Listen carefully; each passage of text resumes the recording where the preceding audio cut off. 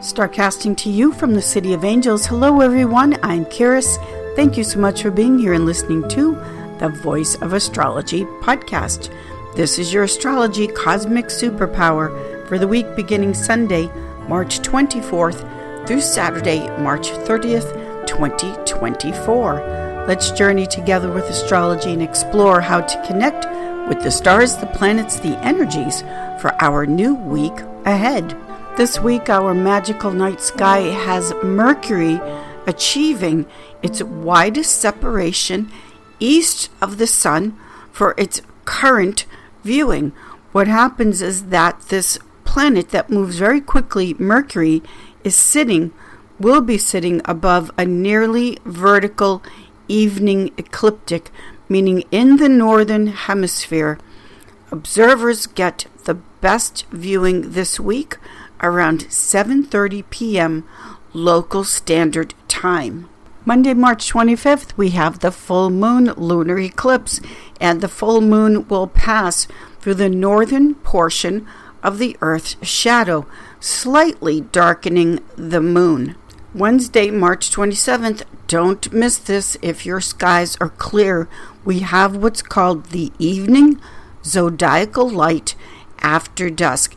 And what happens is that if you live in a location where the sky is free of light pollution, you will get to see what's called the zodiacal light during the 2 weeks that precede the new moon on April 8th. Starting on Wednesday the 27th, after evening twilight has faded, you'll have about half an hour to check the western sky for a broad wedge of faint light extending upwards from the horizon, centered on the ecliptic around the planet Jupiter. That glow is what's called the zodiacal light. It's sunlight scattered from countless small particles of material that populate the plane of our solar system. Don't confuse this light with the brighter Milky Way, which extends upwards from the northern horizon in the evening at this time of year. Saturday, March 30th, we have the bright moon approaching Antares in the pre-dawn. We have the waning gibbous moon rising from the southeast after midnight on Saturday, and it will be perched to the upper right of the brightest star Antares in the constellation Scorpio. As the hours pass, the moon will slide closer to the star, and the diurnal rotation of the sky will lift the star to the moon's left. By dawn, the pair will shine low in the southwestern sky. Sunday, March 24th, we have the moon entering the sign of Libra, ruled by Venus, which is the planet of love and marriage. Venus is exalted in Pisces today, making a sextile aspect of opportunity to Jupiter in Taurus, ruled by Venus. This is all about bringing the balance back into relationship, the compromise, the communication, the give and take. Venus exalted in Pisces wants this so much. Venus exalted in Pisces is that desire for a higher vibration in love and marriage. We also have the moon in Libra making an air trine flow to Pluto in Aquarius, a fellow air sign. So the moon in Libra, Pluto in Aquarius is the releasing of what is not in balance in the relationship, in the marriage, and Venus sextile Jupiter is looking at very down-to-earth practical matters. This is Taurus, about how to make the relationship more harmonious. The moon is an insatiable appetite. It's always what we are desiring and hungry for. And with the moon having entered the sign of Libra, this is the great desire to be in relationship, to get married, find a love. So as we are starting off this week on the 24th, it is all about love and relationship. Now we're almost at the exact moment of the full moon in Libra, which means that there's more room for growth.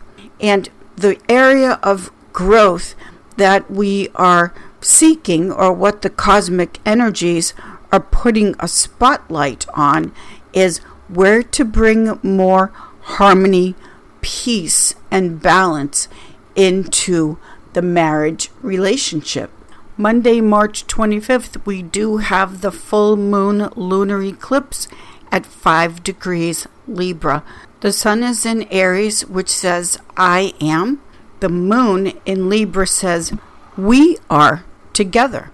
The process of becoming your own unique individual, yet at the same time being in a relationship, is the balance that this full moon is putting a spotlight on. In other words, we're wired for connection, to be together, to be in relationship, yet at the same time that we are designed to love and need each other and be in relationship, we also have the need to become our own unique individual. So this balancing act with this full moon of how to stay true to yourself, yet at the same time, the growth and evolution that comes from being together in relationship, is this balancing act of the full moon lunar eclipse at 5 degrees Libra. 5 degrees Libra has a tie to the planet Saturn. Saturn is the planet that enforces the law. We can have all of the laws that we want written down on the books, but if the laws are not enforced, what good are they?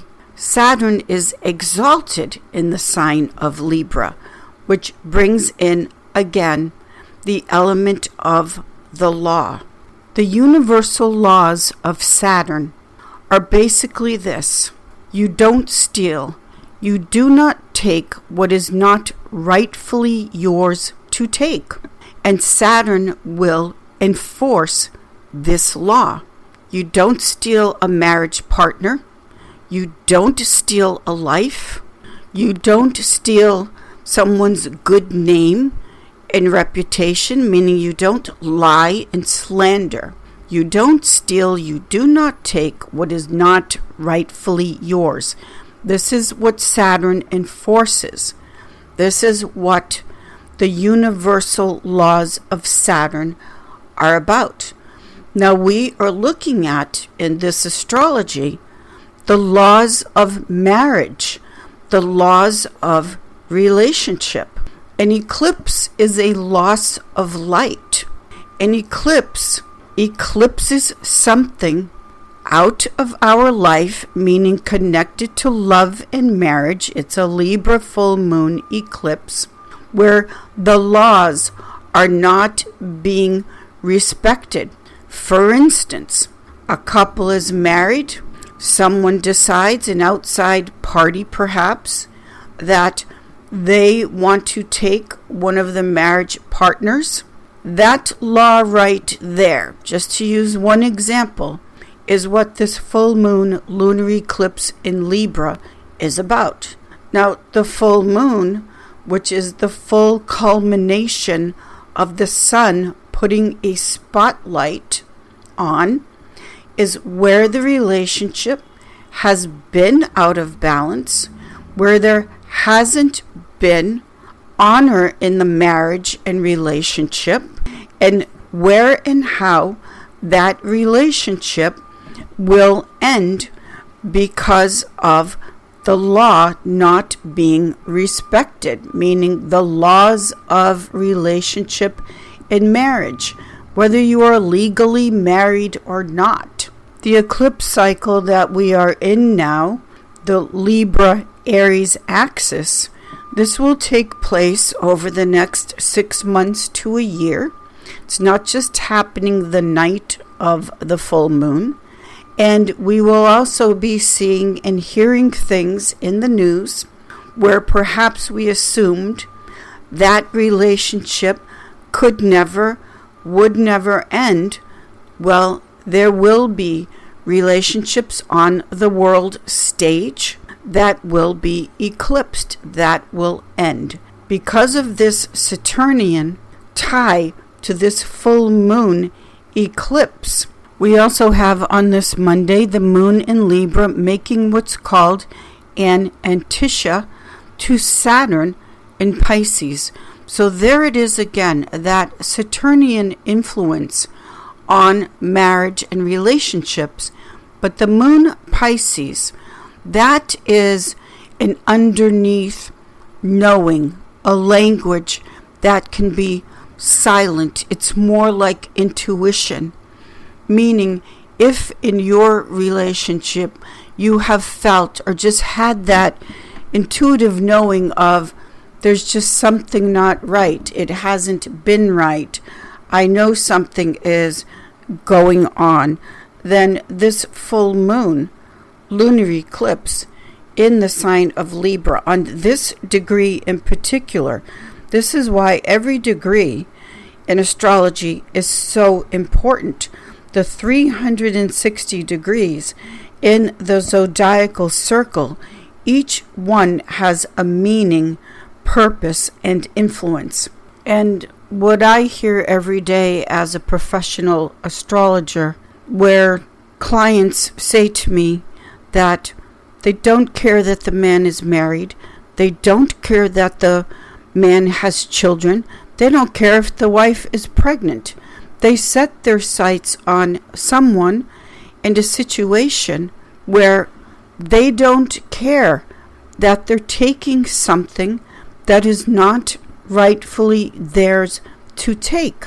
Saturn, again, in the area of marriage and relationship, enforces the universal laws of you do not steal, you do not take what is not rightfully yours to take. Tuesday, March 26th, we still have the moon in Libra, making an opposition to Chiron, the wounded healer in Aries, and also the moon in Libra, making an opposition aspect to Mercury in Aries.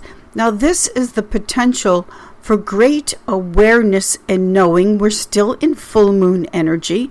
This is the awareness and the communication of why you relate the way you do. Aries is that sense of this is who I am, and Libra wants that balance, that compromise and love to be in a relationship.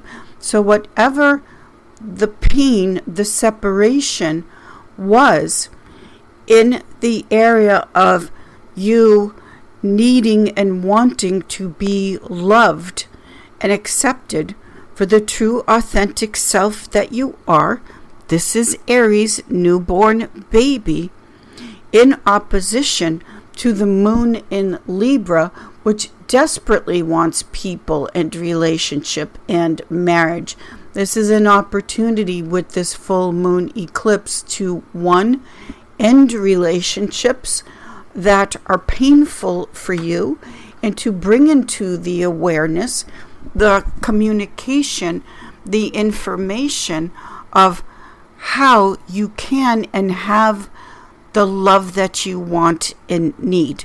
This eclipse cycle is transformative in the area of what causes people just so much pain and suffering in life, which centers around our relationships.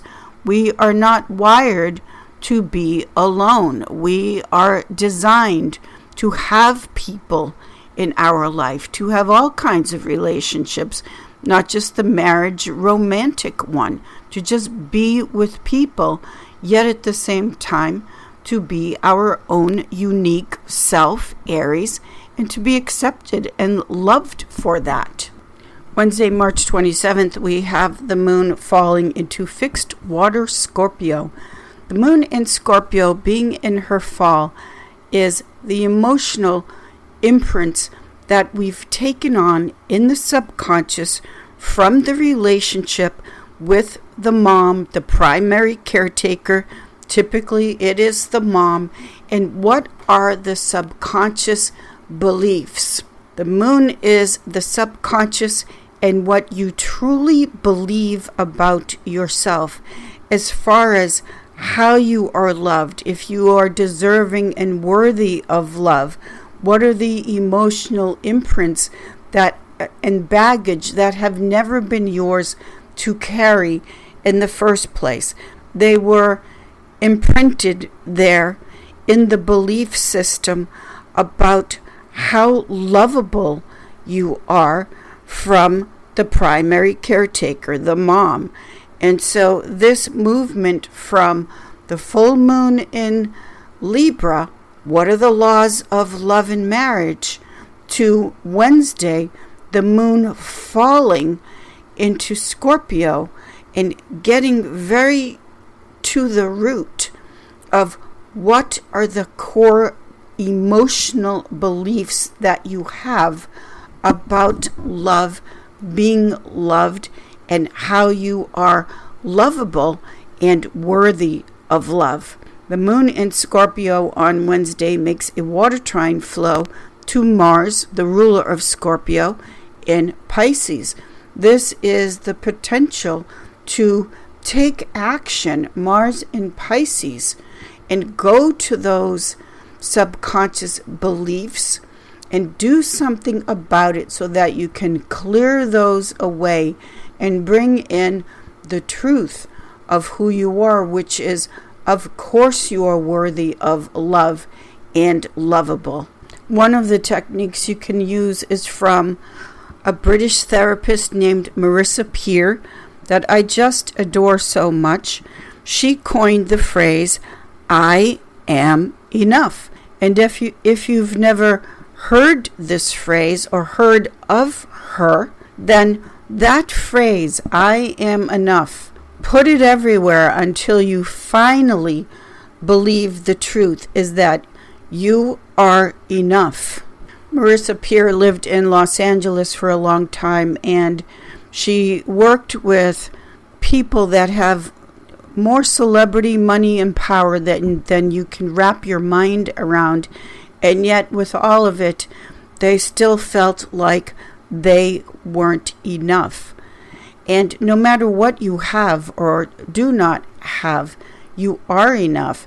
And Marissa is consistently rated as one of Britain's top therapists, and it is more than well deserved. Thursday, March 28th, we still have the moon in her fall in the sign of Scorpio.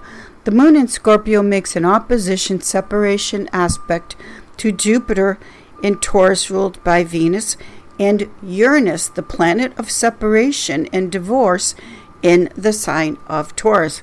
Now, Scorpio, Taurus, these are the money signs. I have Taurus versus we have merged money in Scorpio. These oppositions can be the separation from the emotional belief that what you have, Taurus, money-wise, is where your value lies. This releasing and separating and eclipsing something out of your life, meaning the belief that your worth is just based on money. This can be a very profound day with the moon making these opposition aspects to Jupiter and Uranus in the sign of Taurus. Friday, the moon moves into mutable fire Sagittarius, which is happy, optimistic. It's humor. Sagittarius is also getting to the truth. Sagittarius is very philosophical and wants to go on adventures very bravely. Now, the moon in Sagittarius makes a square aspect to Mars in Pisces, also ruled by Jupiter, like Sagittarius. So this is working out a conflict between what it is that you want, Moon in Sagittarius, happiness, new adventures, new places to go, between that and the square to Mars in Pisces. Mars in Pisces can be indecisive. It can waffle a bit about what action to take. We're in full moon energy still. We're not at the fourth quarter moon yet. So this Moon Mars agitation with the square is prompting you forward and to take action in what will be your next adventure. Saturday, March 30th, we close out the week on a very positive, happy note. We still have the moon in Sagittarius making a fire trine aspect to the sun in Aries. So this double fire, which is fun, illumination, happiness. Fire is light. It's just joy and very playful. This is a very childlike aspect on Saturday with the moon trine the sun in Aries, which is have fun, celebrate.